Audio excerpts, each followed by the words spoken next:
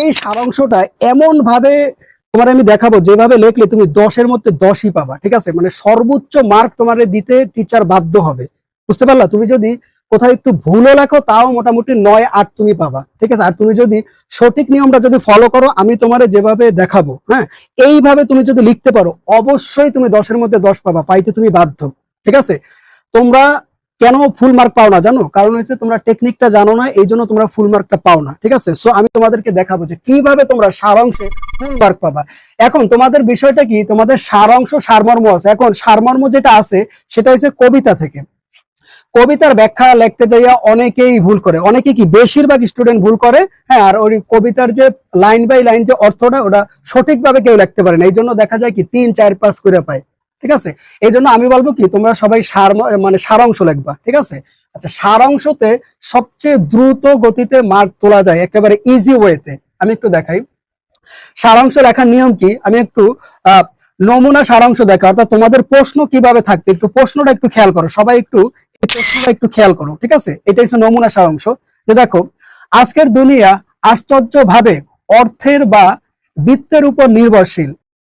লাভ ও লোভের দুর্নির্বার গতি যেমন আগে যাওয়ার নেশায় লক্ষ্যহীন প্রচন্ড বেগে শুধুই আত্ম হিসাবে পথে এগিয়ে চলতে মানুষ যদি, এই যে খেয়াল করো, একটু ছোট ছোট লেখছি, বোঝা যাচ্ছে না, যে মানুষ যদি এই মৃতাকে জয় করতে পারে তবে, হ্যাঁ, মানুষত্ব কথাটা লোপ পেয়ে যাবে।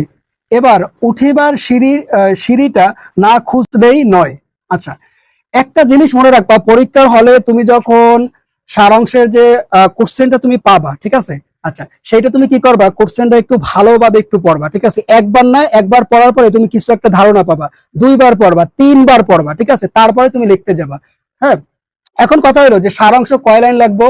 সারাংশ লেখার নিয়ম হইলো 3 লাইন লিখবা, ঠিক আছে? আর 4 নাম্বার লাইনে তুমি তোমার একটা মত ব্যক্ত করবা, ঠিক আছে? অর্থাৎ আমি তোমাদেরকে সাজেস্ট করব 3 লাইন না, তোমরা 4 লাইন লিখবা, ঠিক আছে? কয় লাইন লিখবা বলো তো? 4 লাইন লিখবা, ঠিক আছে? তোমরা 4 লাইন লিখবা। আশা করি সবাই বুঝতে পেরেছো।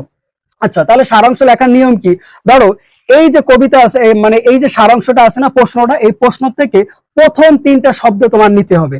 আচ্ছা, এই জিনিসটা অনেকেই বুঝো নাই যে প্রথম 3টা শব্দ কিভাবে নিব। এই যে দেখো, আজকের এই একটা শব্দ, হ্যাঁ, তারপর হচ্ছে দুনিয়া এই একটা শব্দ, হ্যাঁ, আশ্চর্য ভাবে এই আর একটা শব্দ, এই যে 3টা শব্দ, এই 3টা শব্দ তোমার নিতে হবে। এই 3টা শব্দ কোথায় নিছে? এই যে দেখো, এই যে আজকের, দুনিয়াটা, আশ্চর্য ভাবে, এই 3টা শব্দ নিছি। নেওয়ার পরে তুমি এইভাবে ডট ডট দিবা, হ্যাঁ, এইভাবে ডট ডট দিবা। দেওয়ার পরে এই যে প্রথম 3টা শব্দ নিছি না, এরপরে আমরা কি করব, ওই যে প্রশ্ন থেকে আবার শেষের 3টা শব্দ নিব। শেষের 3টা শব্দ কি কি আছে একটু খেয়াল করো। যে আচ্ছা, শেষ অংশ, তাহলে সন্দেহ একটা শব্দ, থাকে একটা শব্দ, না একটা শব্দ, ঠিক আছে?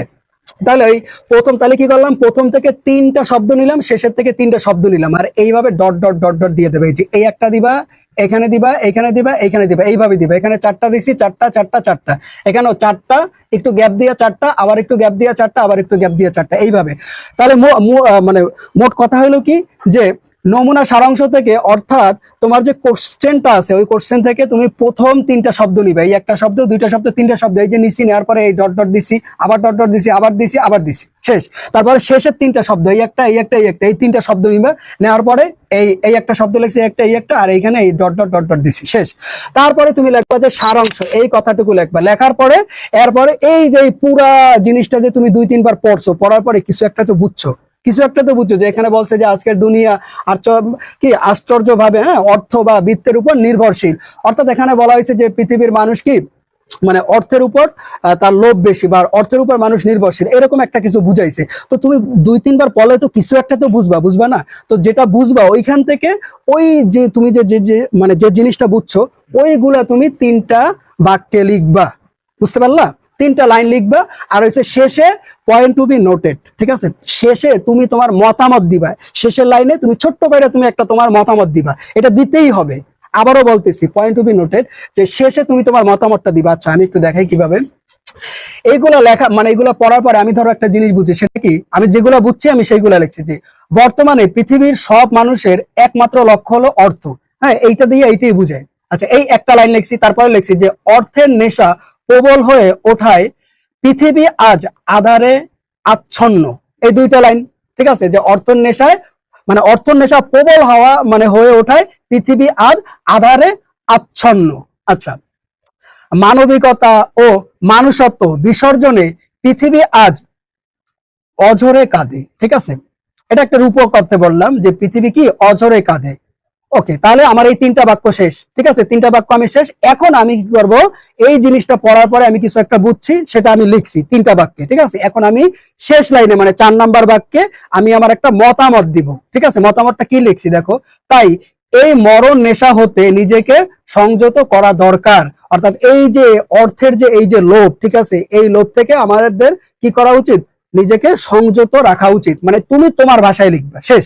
তার মানে কি, টেকনিকটা আবারও বলতেছি, এই প্রথম 3টা শব্দ নিবা, নেওয়ার পরে এইভাবে ডট ডট ডট ডট দিবা, তারপরে আবার কি করবা, প্রশ্ন থেকে শেষের 3টা শব্দ, এই একটা এই একটা এই একটা 3টা শব্দ নিবা, এই যে এই 3টা শব্দ নিয়ে এখানে একটু ডট ডট দিবা, তারপর সারাংশ লেখবা। লেখার পরে এই যে এইটা অনেকে কি করে 1-2 বার পড়ে লেখা শুরু করো না, মিনিমাম 3 বার পড়বা তুমি। সারাংশটা মিনিমাম 3 বার পড়বা। 3 বার পড়ার পরে তুমি মোটামুটি তোমার একটা আইডিয়া হয়ে যাবে যে এরকম একটা কিছু বলছে। ঠিক আছে, তখন তুমি ওইটার উপর ধারণা করে, হ্যাঁ, একেবারে নিয়ে মানে সহজ, একদম সহজ ভাষায় লিখতে যাও না, একটু হ্যাঁ উন্নত মানের শব্দ ইউজ করে লেখার চেষ্টা করবা, তাহলে আরো একটু ভালো হয়। হ্যাঁ, একটু সুন্দরভাবে একটু উন্নত মানের শব্দগুলো ইউজ করে লেখার চেষ্টা করবা। হ্যাঁ, আচ্ছা, তারপরে শেষে কি করবা, তুমি তোমার মতামতটা দিবা, অর্থাৎ 4 বাক্যে একদম কমপ্লিট করে ফেলবা। আশা করি সবাই বুঝতে পারছো। এইভাবে তোমরা যদি লিখো 10-এ 10 তোমারে দিতে বাধ্য। ঠিক আছে, 10 দিতেই হবে, না দিয়ে যাবে কই, না দিয়ে যাবে কি, এই টেকনিকটা জানোই না যে এইভাবে যে লিখতে হয়। আচ্ছা, আরেকটা কথা একটু খেয়াল করো, সেটা হচ্ছে ধরো তুমি যে পেজে লিখবা, এই সারাংশটা যে পেজে লিখবা, ওই পেজে আর কোনো কিছু লিখবা না, ওই পেজটা পুরো খালি থাকবে। ঠিক আছে, অর্থাৎ তুমি এই যে এইভাবে লেখার পরে, তারপরে সারাংশ লেখার পরে, এই এতটুকু লেখার পরে দেখবা যে পৃষ্ঠা মোটামুটি কাছাকাছি হয়ে গেছে, ভইরা গেছে। হ্যাঁ, মোটামুটি ভইরা গেছে, আর বাকি যে অংশ খালি থাকবে ওটা খালি থাকবে। ওইখানে অন্য কোনো প্রশ্নের উত্তর তুমি লিখবা না। আমি বারবার বলতেছি, অন্য কোনো প্রশ্নের উত্তর লিখবা না। ঠিক আছে, আশা করি সবাই বুঝতে পেরেছো। আচ্ছা, সো সবাই ভালো থাকবে, আল্লাহ হাফেজ।